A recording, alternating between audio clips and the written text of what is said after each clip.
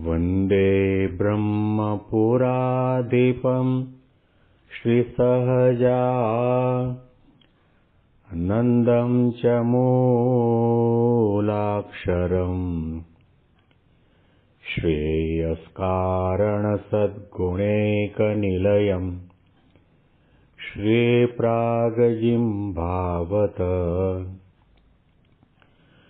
ब्रह्मोपासनधारकं गुरुहरिं यज्ञं तथा योगिनं प्रीत्येवं प्रमुखं महन्तमनिशं श्रीजीस्वरूपं मुदा। મહિમાનો મહિમા પ્રવચન માળામાં આજે 17મી ડિસેમ્બર 2025 બુધવારના દિવસે તમામ સંતો હરિભક્તોને મારા સાષ્ટાંગ પ્રણામ. જય સ્વામિનારાયણ. હેપી વચનામૃત દ્વિશતાબ્દી મહોત્સવ. હેપી પ્રમુખ સ્વામી મહારાજ શતાબ્દી મહોત્સવ. ગઢડા અંત પ્રકરણનું 28મું વચનામૃત આપણે સાંભળી રહ્યા છીએ. આ વચનામૃતમાં આપણા સૌના માટે મહારાજની પ્રેરણાથી ભક્તરાજ સુરાખાચરે પ્રશ્ન પૂછ્યો. ભગવાન અને સંતને જેવા છે તેવા નિશ્ચયપણે જાણ્યા હોય તો પણ એ ભક્ત કે સાધુને એનું અંતર પાછું પડી જાય છે. એનું શું કારણ છે? ચડતી પડતી થાય છે એનું શું કારણ? ભરતીને ઓટ આવે છે એનું શું કારણ?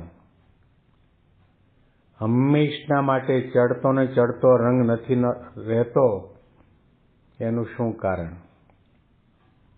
આ પ્રશ્નના જવાબમાં શ્રીજી મહારાજે કહ્યું કે એણે શરૂઆતમાં જ્યારે ભગવાનનો અને સંતનો નિશ્ચય કર્યો એમાં એને કાચપ રહી ગઈ છે. એ કાચપ શું છે કે કોઈકને સ્વાદે કરીને ખારું ખાવાનું જોઈતું હોય અને ભગવાન તથા સંત એ સ્વાદને ખોદે ત્યારે એનું અંતર પાછું પડી જાય છે. એનો અર્થ એ થયો કે પદાર્થમાં રહેલા સ્વાદને ભગવાનના આનંદ કરતા વિશેષ માને છે. અથવા તો બીજો અર્થ એ પણ થયો કે ભગવાન કરતા પણ ખાદ્ય પદાર્થની અંદર એને વધારે હેત અને આસક્તિ છે. આસક્તિ, વાસના, કામનાના કારણે જીવનની અંદર નાના મોટા પ્રસંગો બને એમાં સાધક પોતાના સાધના માર્ગમાંથી પાછો પડવાનો, અંતર સૂનું રહેવાનું, મનમાં ગ્લાનિ પણ પમાશે, નિરાશા અને હતાશા પણ આવશે.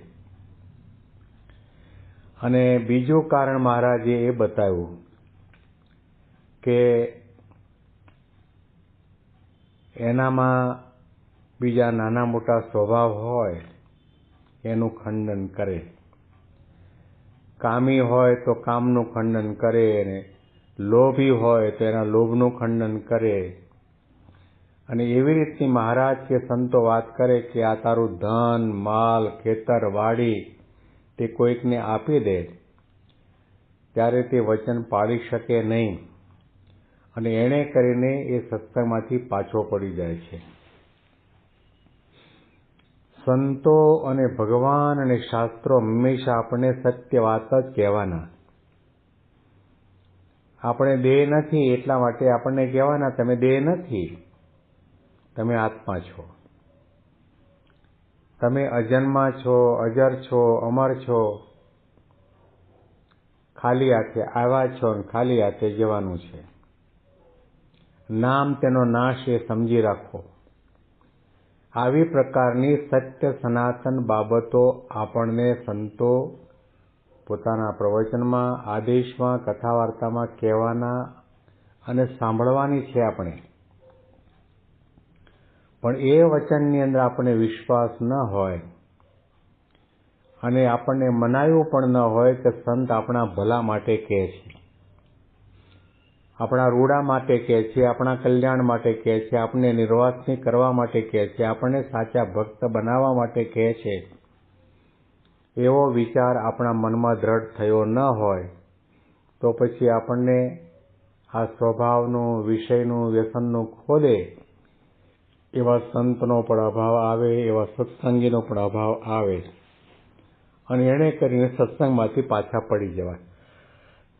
શ્રીજી મહારાજે કહ્યું કે આપણે જેને પોતાનું માનીએ છીએ આપણું છે ખરું? કપડા વગર માતાના ઉદરમાંથી આપણે જન્મ પામ્યા છીએ અને કપડું લીધા વગર પણ આપણે આ દુનિયામાંથી વિદાય લેવાના છીએ.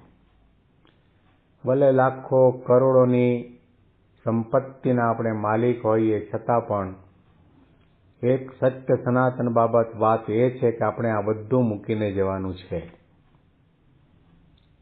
એક નાની સરખી સોય પણ આપણે સાથે લઈ જઈ શકવાના નથી.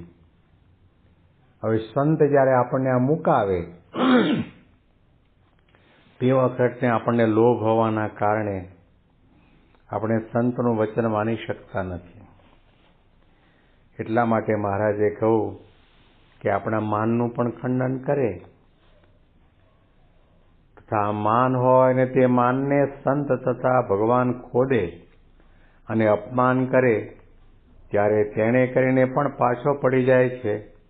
એવી રીતે નિશ્ચય હોય અને જે પોતામાં અવગુણ રહી ગયો હોય તેણે કરીને પાછો પડી જાય છે. માનનું ખંડન થવાનું છે.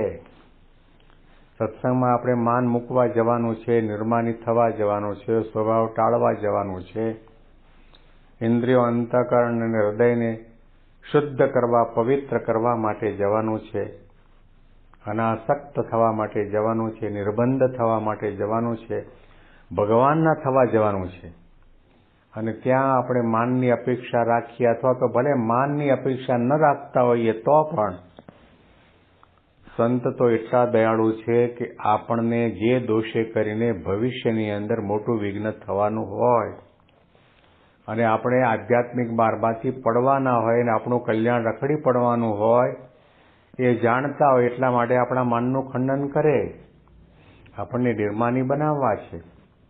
આપણે ડૉક્ટર હોઈએ, સીએ હોઈએ, લાખો કરોડોપતિ હોઈએ, સત્તાધીશ હોઈએ તો પણ આપણને આજ્ઞા કરે કે તમારે આ બૂટ ચપ્પલની સેવામાં રહેવાનું છે, સંડાસ બાથરૂમ સાફ કરવાના છે, વાસણ ઉટકવાના છે, ઝાડુ પોતા કરવાના છે. એ શાના માટે કરે છે? એ નથી જાણતા કે આટલો મોટો માણસ છે, સમાજમાં પ્રતિષ્ઠિત છે, એને આ સેવા ન સોંપાય એવું જાણતા નથી, જાણે છે. તેમ છતાં પણ દયા કરીને આપણું માન, આપણું દેહાભિમાન ટાળવા માટે આપણામાં નમ્રતાનો ગુણ આવે અને ભગવાનના વાલા ભક્ત બનીએ, આપણી સેવા, સત્સંગ, ભક્તિ પરિશુદ્ધ અને પરમ પવિત્ર બને.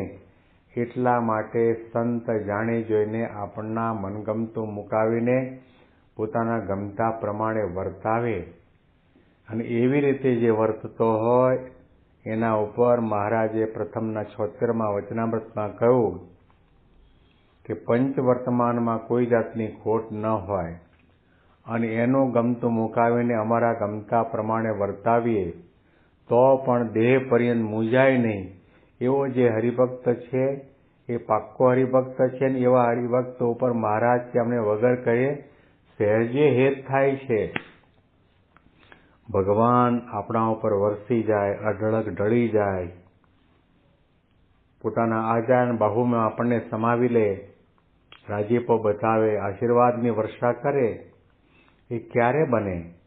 કે જ્યારે આપણે એમના જે કંઈ વચનો છે એને પરમ હિતકારી માનીએ, એમાં વિશ્વાસ રાખીએ અને એને આપણે કલ્યાણકારી માનીને જેમ કહે તેમ કરીએ તો પછી ભગવાન અને સંતનો આપણા ઉપર રાજીપો થાય છે. અને જો એ પ્રમાણે ન કરીએ અને આપણું અંતર પાછું પડી જતું હોય તો આપણે સંતને અને ભગવાનને આપણા કલ્યાણદાતા માન્યા નથી. આના અનુસંધાનમાં વિશેષ મહિમાની વાતો આપણે આવતીકાલના પ્રવચનમાં સાંભળીશું. તમામ સંતો હરિભક્તોને મારા સાષ્ટાંગ પ્રણામ. જય સ્વામિનારાયણ.